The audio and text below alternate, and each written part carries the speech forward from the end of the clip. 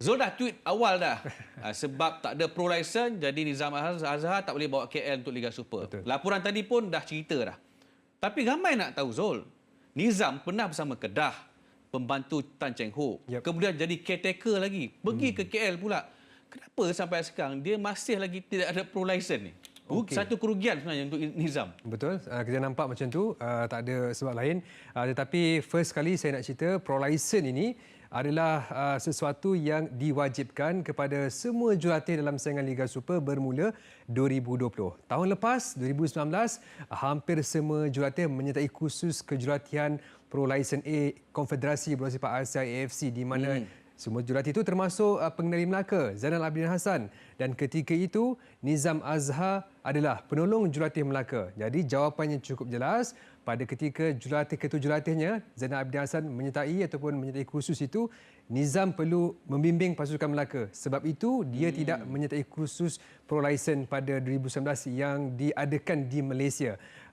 Dan di samping itu juga, maksud saya, tiada ruang buat Nizam Azhar untuk menyertai kursus kejuratihan. Dan yang faktor kedua adalah disebabkan kos yang tinggi.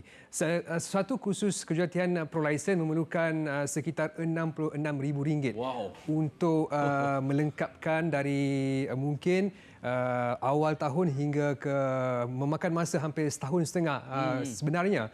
Dan sebab atas dua faktor itu, Nizam mengambil keputusan untuk menangguh tindakan beliau untuk mendapatkan pro license ini. Dan ini sebenarnya kali kedua dia terpaksa berdepan dengan situasi tidak menjadi jurulatih Liga Super. Ketika sebelum ini adalah bersama Kedah, walaupun berjaya membimbing Lamerah menjadi juara Piala FA pada ketika itu. Wow. Okey, jadi Nizam Yusof tak ada pro license, tapi bagi Zul kan, anda lihat adakah Nizam dia rela untuk diturunkan pangkat sebenarnya walaupun beliau merupakan individu yang membawa pasukannya untuk layak ke Liga Super. Rela ke tidak? Sebenarnya kalau ikutkan hakikat yang sebenar, dia ada sedikit mungkin tak rasa okey dengan perkara ini, tetapi kita dapat lihat dengan jelas bahawa Coach Nizam sebenarnya bersetuju dengan rela hati untuk menerima keputusan ini sebenarnya. Kalau ini tidak dapat dielak, sebab kalau tak ada lesen Pro A memang tak boleh. Jadi mungkin ada agreement antara jurulatih Nizam Azhar dan juga Persatuan Bola Sepak Kuala Lumpur KLFA untuk dia menerima jawatan selaku penolong jurulatih. Okey, Zul, bila dah turun pangkat tu kena ada yang mengisi jawatan ketua jurulatih. Yes. Ada desas-desus tak dengar siapakah calon-calonnya? Saya rasa saya dah baca tweet Zul. Nama Zul dah sebut, tapi penjelasan selanjutnya daripada Zul, pengganti Nizam Azhar Yusof. Okey, kalau dilihat tadi, kita dengar balik apa yang Setiausaha Agung KLFA Noman Mustafa katakan, Fabio Marcel dia tidak tolak kemungkinan di mana jurulatih ini salah seorang calon untuk mengemudi Kuala Lumpur musim depan. Selain yang kita dapat lihat, beliau ada menyebut dari Singapura, tidak lain tidak bukan adalah Aidil Syarin, tetapi calon seperti Fandi Ahmad juga berkelayakan untuk mengisi ataupun di dalam senarai pendek pasukan KL juga. Jadi saya tidak tolak kemungkinan Fandi Ahmad berada dalam radar KLFA ketika ini. Nama-nama lain yang kita boleh kaitkan, kalau jurulatih tempatanlah ketika ini Irfan Bakti, B. Satanaden yang tidak mempunyai job bersama pasukan dalam saingan Liga Malaysia. Okey, baik. Terima kasih.